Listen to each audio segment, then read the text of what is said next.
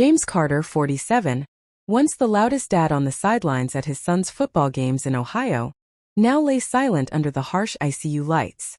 Machines beeped lazily beside him, like they'd already decided the ending. His skin was pale, his breath shallow, his eyes half open but unfocused. Stage 4. Multiple organ failure. We've done everything, one doctor whispered in the hallway. We should focus on comfort care, another replied, tired, resigned. It's time to let go. Outside the glass, James's wife, Emily, clutched a styrofoam cup of cold coffee she hadn't drunk, fingers trembling. Their 14-year-old son, Mason, stood stiff beside her, pretending not to cry, digging his nails into his palms so the tears would go inward instead of down his face. He can hear us, right? Emily asked. A nurse hesitated. We don't know. But you can talk to him. So Emily leaned against the bed, her voice breaking. James, they say you're not coming back. But I know you. You don't quit. Please don't leave us. Mason still needs you. I still need you. For a second, just 1 second, James's finger twitched. No one saw it. No one, except the new attending physician standing at the door. Dr. Olivia Hayes. She was 35, exhausted, and on her third 12-hour shift in a row at St. Mary's Hospital in Cleveland. But tired as she was, she still believed in two things: listening and not giving up until the patient gave up first. She stepped in quietly. She'd read James's chart. Massive infection, septic shock, multiple failed treatments. Everyone had signed off. There were notes like poor prognosis, no meaningful recovery expected, and that cold phrase, futile care. But Olivia didn't look at the chart first. She looked at his face. His jaw was clenched like he was still fighting something only he could see. Hi, James, she said softly, touching his wrist. My name is Dr. Hayes. If you're still in there, I'm not ready to stop fighting yet. And I don't think you are either. The nurse beside her sighed. We've tried everything, Dr. Hayes. The infection isn't responding. His kidneys are done. His blood pressure keeps crashing. The family's already been told. Maybe we didn't try everything, Olivia replied. We just tried everything usual. Her colleagues thought she was naive. He's gone. You'll just prolong the inevitable. We have other patients who can be saved. But Olivia kept hearing one thing. The tiny hitch in the heart monitor when Emily spoke, the subtle change in his breathing when Mason's voice cracked.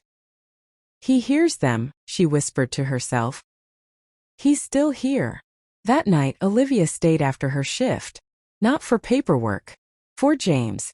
She sat by his bed, laptop open, digging through research articles, experimental protocols, updated sepsis guidelines. She called an infectious disease specialist at home, someone she hadn't talked to since med school. What you're asking is aggressive, he said over the phone. New combination therapy, high risk, and honestly those labs, he paused. These patients usually don't make it. Usually, she repeated. But I'm not treating usually. I'm treating James. She hung up, ordered a new set of cultures, changed antibiotics, adjusted fluids and vasopressors, requested dialysis again. When the nurse raised an eyebrow, Olivia simply said, until his heart stops, we treat him like someone who can live. Hours blurred. Night became morning. The hospital woke up. The world outside kept moving, people going to work, checking phones, complaining about traffic, while in one small ICU room, a war was being fought in silence. On day 3, a resident came in with the latest labs. Dr. Hayes, his white count is down, she said slowly, and his kidneys function is slightly improving. The room went quiet. Olivia exhaled, like she'd been holding her breath for days. Okay, James, she murmured. You gave me a sign. I'll give you the rest of my fight. Emily started noticing tiny changes too. The color in his cheeks. The way his hand didn't feel like ice anymore. One afternoon as she sat by his bed, reading that same old baseball story he loved, James's eyelids fluttered. Did you see that? Mason whispered. Emily's heart raced. James? Babe. If you can hear me, squeeze my hand. Nothing. Her shoulders sagged, until she felt it. Barely there. A faint pressure around her fingers. It was like grabbing hope with both hands. Dr. Hayes! She shouted, tears spilling over. He squeezed my hand. I swear he did. Staff rushed in. Some were skeptical. Some were surprised. But Olivia just smiled with quiet relief, like she'd been waiting for this moment the whole time. I told you he wasn't done, she said. Days turned into weeks. James went from comatose to opening his eyes. From opening his eyes to following commands.